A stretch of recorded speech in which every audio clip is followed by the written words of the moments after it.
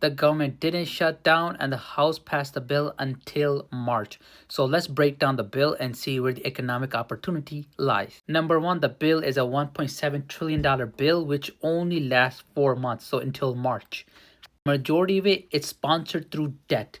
Only 5 to 600 billion is through taxpayer money, and about 1.2 trillion dollar is through debt, meaning we actually borrowed money from other countries and we issued more bonds.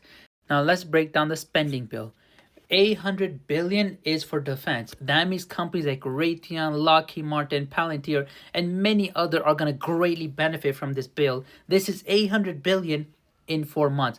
Do your own due diligence. These are just companies I'm randomly naming. I have no research on them. It's just to give you a perspective who's going to benefit from this bill. Second is public healthcare.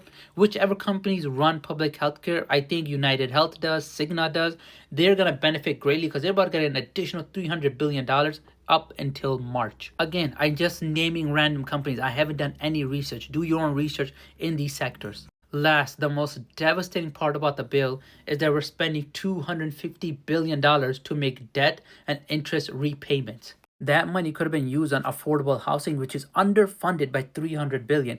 With the passing of this bill, next time around, that number is going to be even higher. So what the fuck is Doge doing? But who's going to benefit from the debt repayments? Companies that do payment processing like Visa, MasterCard. Again, do your own research, but these are just examples to illustrate a point. And lastly, the part that everyone's talking about in the news is for anyone that was affected by the hurricane, the storm, the disaster, they're getting a measly $200 billion.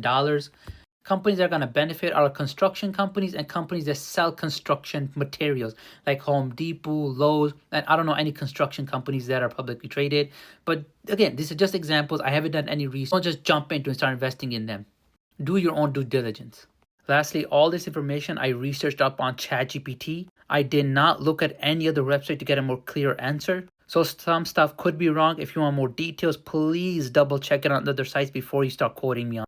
The point was to get a rough idea of what's going on, and that's exactly what this information provides us.